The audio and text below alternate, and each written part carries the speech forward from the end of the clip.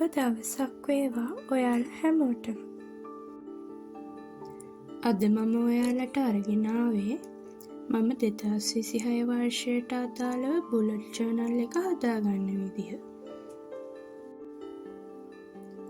අපි මුලින්ම බලමු මේ බුලට් ජර්නල් එකක් කියන්නේ මොකක්ද කියලා. බුලට් ජර්නල් එකක් කියන්නේ අපේ වැඩ පහසුවෙන් සරලව ස්ට්‍රෙස් එකක් නැතිව කරගන්න පුළුවන් විදිහට වැඩ ප්ලෑන් කරගන්න තියෙන හොඳම ක්‍රමයක්. ලෝකෙ ගොඩක් රටවල මේ බුලට් ජර්නල් කියන කන්සෙප්ට් එක භාවිතා කරනවා. ජර්නල් වර්ග ගොඩක් තියෙනවා කියලා මම කලින් වීඩියෝ එකක ඔයාලා එක්ක කතා කරානේ. අපි එදා කතා කරේ මෙමරි ජර්නල් එකක් කියන්නේ මොකක්ද කියන එක ගැන. මේ වීඩියෝ එකේ ඩිස්ක්‍රිප්ෂන් එකේ මම මේ වීඩියෝ එකේ ලින්ක් එක දාලා තියෙනවා. ඔයාලා තාම මේ වීඩියෝ එක බලලා නැත්නම් ඒ වීඩියෝ එකත් බලලා මේ පැත්තට එන්නකෝ. ජර්නල් වර්ග ගොඩක් තියෙනවා කිව්වනේ මම. ඒ වගේම එක වර්ගයක් තමයි බුලට් ජර්නල් කියන්නේ. මේ ජර්නල් එකට ගන්න පොත්වල ඩොට් විදිහට පේජස් හදලා තියෙන නිසා තමයි මේ ජර්නල් එකට බුලට් ජර්නල් කියලා කියන්නේ. මෙහෙම ඩොට් තියෙන පේජස් නිසා ගොඩක්ම බුලට් ජර්නල් එක භාවිතා කරන්න ලේසි වෙලා තියෙනවා. ලංකාවට ජර්නලින් කියන කන්සෙප්ට් එක ආපු මුල් කාලේ බුලට් ජර්නල් හොයාගන්න තිබුණේ නැහැ. ඒත් දැන් වෙනකොට නම් බුලට් ජර්නල් හදලා විකුණන පේජස් ඕනි තරම් තියෙනවා. ඔයාලට ඒ තැන් වලින් මේ බුලට් ජර්නල් මිලදී ගන්න පුළුවන්. මම මගේ ජර්නල් සම්බන්ධ වැඩවලට ගොඩක් වෙලාවට භාවිතා කරන්නේ සාමාන්‍ය කොටරෝල් පොත්. මම භාවිතා කරන ජර්නල් වර්ග අනුව මම මේ ජර්නල් එකට අවශ්‍ය CR පොතක්ද නැත්නම් B5 පොතක්ද ඒත් නැත්නම් A5 පොතක්ද කියලා තීරණය කරනවා. ඔයාලට වැඩි මිල ගණන් වල පොත් ගන්න අපහසුතාවයක් තියෙනවා නම් මගේ ක්‍රමය භාවිතා කරන්න පුළුවන්. මම ජර්නලින් වලට පොත් ගත්තහම ඒ පොත් වලට ලස්සනට කවර් එකක් දාගෙන මට ඕන විදියට හදා ගන්නවා. දැන් වෙනකොට නම් කස්ටමයිස් කරලා Tamanට ඕන විදියට ජර්නල් බොක්ස් හදා ගන්න තැනුත් ඕනි තරම් තියෙනවා.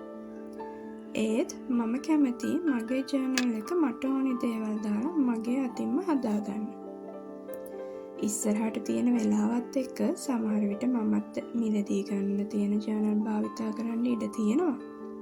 ඒත් මම උත්සාහ කරනවා මට පුළුවන් කාලයක් යනකම්ම මගේ අතින්ම හදාගත්ත බුලට් ජර්නල් එකක් භාවිතා කරන්න. ඉතින් ඔයාලත් මේ අලුත් වෙන 2026 වර්ෂයේ ඉඳලා බුලට් ජර්නල් එකක් හදාගෙන බලන්නකෝ වැඩ කොච්චර ලේසි වෙනවද කියලා. මම දැන් කාලෙක ඉඳලම බුලට් ජර්නල් කරගෙන එනවා. ඇත්තටම බුලට් ජර්නල් භාවිතා නොකරපු කාලයට වඩා ගොඩක් ලොකු ප්‍රගතියක් තියෙනවා. කාලෙත් එක්ක මට බුලට් ජර්නල් කරන්න මටම ආවේනික වුණ ක්‍රමයක් දැන් වෙනකොට හදාගෙනයි තියෙන්නේ. ඕනිම කෙනෙක්ට මේ බුලට් ජර්නල් එක Tamanට ආවේනික විදියට වෙනස් කරගෙන යන්න පුළුවන්. ඔයාලා දන්නවත් වගේ මම සාමාන්‍යයෙන් ජර්නලින් සම්බන්ධව ගොඩක් දේවල් කරන කෙනෙක්. ඒ නිසා මට ජර්නල් බුක්ස් ගොඩක් තියෙනවා. මම ඒ ජර්නල් ගැනත් ඔයාලා එක්ක ඉස්සරහට බෙදා ගන්නවා. ඒ අතරින් එකක් තමයි හැම අවුරුද්දෙම අලුතින් හදන බුලට් ජර්නල් එක. ඉතින් මම මේ ජර්නල් එක ගොඩක් පාට යූස් කරලා ලස්සනට නම් හදන්න try කරන්නේ නැහැ. ඒකට අනවශ්‍ය විදිහට කාලය යනවා කියලා මට තේරුම් ගිය නිසා මම අත්‍යවශ්‍යම දේවල් දාලා පිළිවෙලට තමයි මේ ජර්නල් එක හදාගන්නේ. හැබැයි මම මේ මගේ අවුරුද්දටම අදාළ සියලුම දේවල් මේ බුලට් ජර්නල් එකේ තමයි සඳහන් කරගන්නේ. මම බුලට් ජර්නල් වලට භාවිතා කරන්නේ B5 කොටරෝල් පොත්. අපි දැන් බලමු මම කොහොමද මේ ජර්නල් එක හදාගත්තේ කියලා. මම දැන් මගේ බුලට් ජර්නල් එක යම්තාක් දුරකට හදාගෙන ඉවරයි. මම සාමාන්‍යයෙන් පාවිච්චි කරන්නේ B5 පොත්, B5 කොටරෝල් පොත්. මොකද එක මට ගොඩක් පහසු රෝල් පොතක් නිසා ඕන විදිහකට මට අවශ්‍ය හැඩතල හදාගන්න පුළුවන්. ඉස්සෙල්ලම මම කරන්නේ 2026 කැලෙන්ඩර් එකට අදාළව තියෙන නිවාඩු දින ටික මේ විදිහට මම මාක් කරගන්නවා. ඉතින් මම හිතනවා මගේ හොඳම අවුරුද්ද 2026 කියලා. ඒ නිසා මම මගේ හොඳම අවුරුද්ද 2026 කියලා පොඩ්ඩින්ම ලියාගෙන තියෙනවා. ඊළඟට මම කරන්නේ මේ විදිහට 2026ට අදාළ කැලෙන්ඩර් එක ලියාගෙන නිවාඩු දින ටික අතු පාටින් මාක් කරගන්නවා. ඊට පස්සේ මම කරන්නේ මෙන්න මේ විදිහට chart එකක් ගහගන්නවා මාසෙට අදාළව දින ටික දාගෙන. මම මේ දිනවලට දාන්නේ මට තියෙන විශේෂ දේවල්.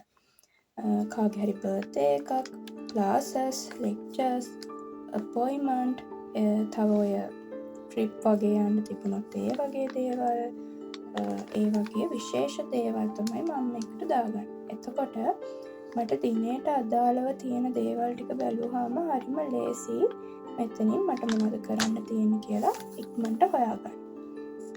මේ තියෙන්නේ මගේ study and work tracker එක. මම දවසකට අදාළව කොච්චර වැඩ කරනවද සහ පාඩම් වැඩ කොච්චරක් කරනවද කියන එක කාලය මැනගෙන මම මෙතනින් මාක් කරගන්නවා පාට දෙකක් යූස් කරලා. මේ තියෙන්නේ මම YouTube එකේ වීඩියෝස් බලන ඒවා මාක් කරන tracker එක. මම ගොඩක් වෙලාවට මට වැදගත් වෙන වීඩියෝස් බලනවා සහ motivational වීඩියෝස්, vlogs වගේ දේවල් බලනවා.